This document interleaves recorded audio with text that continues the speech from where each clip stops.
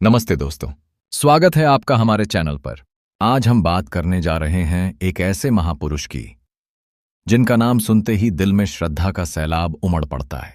जी हां, मैं बात कर रहा हूं छत्तरपुर वाले बड़े मंदिर के गुरुजी निर्मल सिंह जी महाराज की।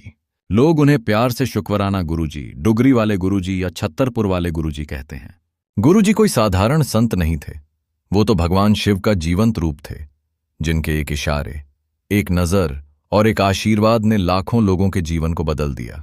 आज हम आपको गुरुजी के उस प्रेरणादायक जीवन की कहानी सुनाएंगे, जिसमें चाके, उनके बचपन के चमत्कार, उनकी आध्यात्मिक यात्रा, उनके सत्संग की मिठास, छत्तरपुर के बड़े मंदिर का चमत्कार और उनकी वो शिक्षाएं जो आज भी हर भक्त के दिल में बसी हैं। डैम पंताल शाठई जो पाया है।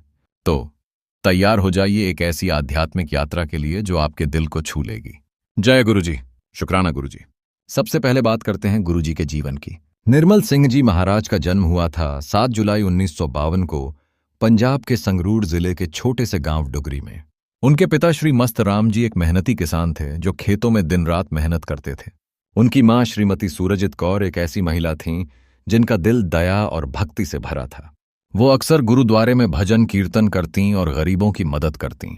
गुरुजी का परिवार साधारण था, लेकिन गुरुजी में बचपन से ही कुछ खास था, मानो भगवान ने उन्हें किसी बड़े मकसद के लिए इस धरती पर भेजा हो। कहते हैं जब गुरुजी सिर्फ 5-6 साल के थे तभी उनके चमत्कार शुरू हो गए थे। स्कूल में उनके दोस्तों की खाली स्याही की दवात को वो बस एक छुआन से भर देते थे। गांव वाले बताते हैं कि एक बार गुरुजी के माता पिता ने उन्हें डेरे जाने से रोकने के लिए कमरे में ताला लगा दिया। सबको लगा कि अब गुरुजी नहीं जा पाएंगे, लेकिन गुरुजी तो गुरुजी थे। वो चमत्कार से गायब हो गए और डेरे में जा पहुंचे। ये देखकर गांव वाले हैरान रह गए। ये थी गुरुजी की दैवीय शक्ति जो बचपन में ही चमकने लगी थी। गुरुजी की मां को जल्दी ही समझ आ गया कि उनका बेटा कोई साधारण बच्चा नहीं है। वो अक्सर गुरुजी को गुरुद्वारे ले जाती, जहां गुरुजी घंटों ध्यान में डूबे रहते। गांव के लोग बताते हैं कि गुरुजी को कभी बच्चों के खेलकूद में ज्यादा रुचि नहीं थी। वो या तो गुरबानी सुनते या फिर किसी गरीब की मदद करते। गुरुजी ने अपनी पढ़ाई डुगरी के सरकारी स्कूल से शुरू की और बाद में मलेरकोटला के सरकारी कॉलेज से अर्थशास्त्र और राजनीति विज्ञान में डबल MA किया। वो पढ़ाई में इतने होशियार थे कि उनके टीचर उनकी तारीफ करते नहीं थकते थे। लेकिन गुरुजी का मन किताबों से ज्यादा आध्यात्मिकता में रमता था। वो अक्सर कहते थे, पढ़ाई से दिमाग मजबूत होता है, लेकिन प्रार्थना से आत्मा जागती है। 1950 में जब गुरुजी की उम्र थी सिर्फ 23 साल, उन्होंने एक बड़ा फैसला लिया। उन्होंने घर छोड़ दिया और लोगों के दुख दर्द दूर करने की राह पर निकल पड़े। उनके माता पिता को ये बात तो समझ आ गई थी कि उनका बेटा दुनिया के लिए कुछ खास करने आया है, लेकिन मां का दिल तो मां का दिल होता है। वो रो पड़ी। गुरुजी ने अपनी मां को गले लगाया और कहा, मां मैं जा रहा हूं, लेकिन मेरा आशीर्वाद हमेशा तुम्हारे साथ रहेगा। गुरुजी की आध्यात्मिक यात्रा की शुरुआत पंजाब से हुई। वो जालंधर, चंडीगढ़, पंचकूला, दिल्ली और मुंबई जैसे शहरों में गए। हर जगह वो लोगों से मिलते, उनकी समस्याएं सुनते और अपने आशीर्वाद से उनके जीवन को बदल देते। आखिरकार वो जालंधर की डिफेंस कॉलोनी में एक छोटे से घर में रुके, जो बाद में उनके भक्तों के लिए एक पवित्र मंदिर बन गया। लेकिन गुरुजी का सबसे बड़ा उपहार दिल्ली के छत्तरपुर में है, जहां उन्होंने बड़ा मंदिर बनवाया। अब बात करते हैं गुरुजी के सत्संग की, जिसे उनके भक्त संगत कहते हैं। दोस्तों, अगर आपने कभी गुरुजी के सत्संग में हिस्सा लिया हो तो आप जानते हैं कि वो जगह किसी जन्नत से कम नहीं थी। वहां न कोई लंबे चौड़े प्रवचन होते थे, न कोई जटिल नियम कायदे, बस गुरबानी की मधुर धुनें, शब्दों की मिठास और गुरुजी का वो शांत प्रेम भरा चेहरा। गुरुजी रंग बिरंगे रेशमी कपड़ों में एक कुर्सी पर बैठते थे। वो बहुत कम बोलते थे, लेकिन उनकी एक नजर ही काफी थी भक्तों के दिल की बात समझने के लिए। सत्संग में हर कोई बराबर था, चाहे वो कोई बड़ा व्यापारी हो, कोई सुपरस्टार हो या कोई मजदूर। गुरुजी के सामने सब एक जैसे थे। वहां चाय और लंगर का प्रसाद बांटता था, जिसे भक्त चमत्कारी मानते थे। लोग कहते हैं कि गुरुजी की चाय में उनका आशीर्वाद होता था। कई भक्तों ने बताया कि इस चाय को पीने से उनकी गंभीर बीमारियां ठीक हो गईं। एक भक्त ने तो यह भी बताया कि उनकी कैंसर की बीमारी गुरुजी की चाय और आशीर्वाद से पूरी तरह ठीक हो गई। गुरुजी के भक्तों में सिर्फ आम लोग ही नहीं, बल्कि बड़े बड़े नाम भी शामिल थे। बॉलीवुड के सितारे जैसे ऋषि कपूर, जैकलीन फर्नांडिस, अनन्या पांडे और राजनेता जैसे L.K. आडवाणी, राजनाथ सिंह, ये सभी गुरुजी के सामने नतमस्तक थे।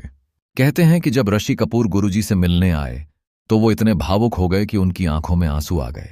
उन्होंने कहा, गुरुजी, आपके सामने आकर मुझे लगता है कि मैं भगवान से मिल रहा हूं।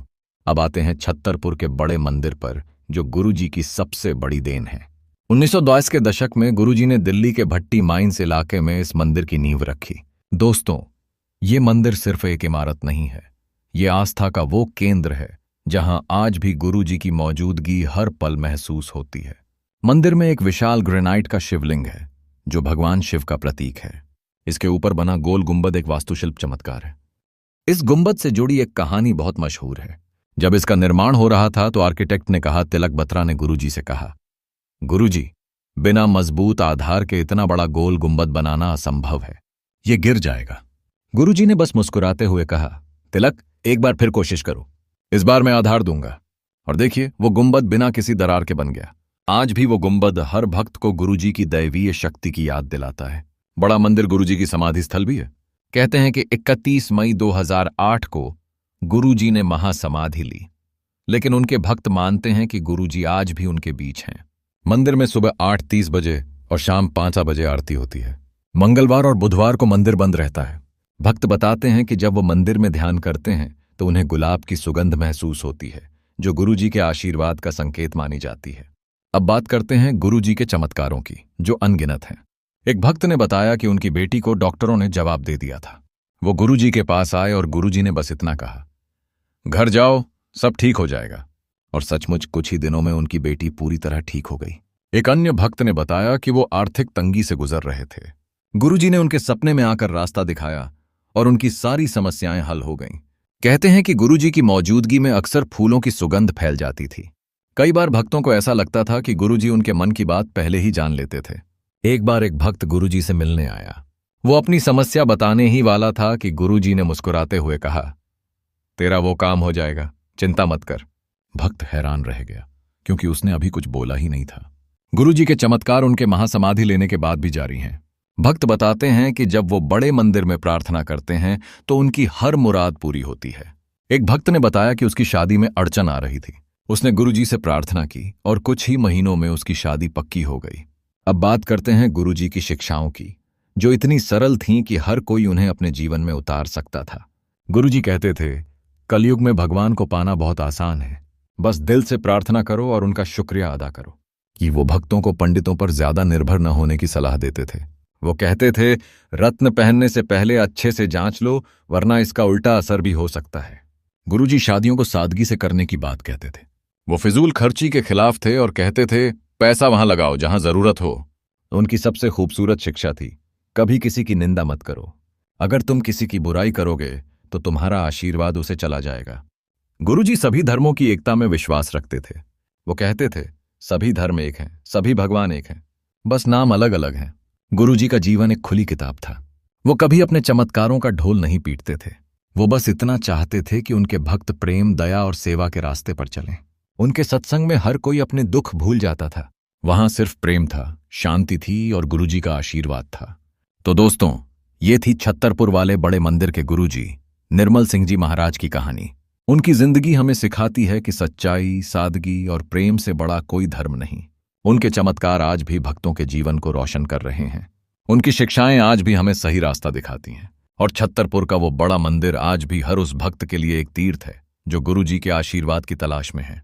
अगर आपने कभी गुरुजी के दर्शन किए हैं या उनके चमत्कार का अनुभव किया है तो अपनी कहानी हमारे साथ जरूर शेयर करें।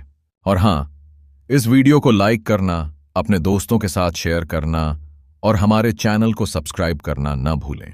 गुरुजी का आशीर्वाद आप सभी पर बना रहे। जय गुरुजी। शुक्राना गुरुजी।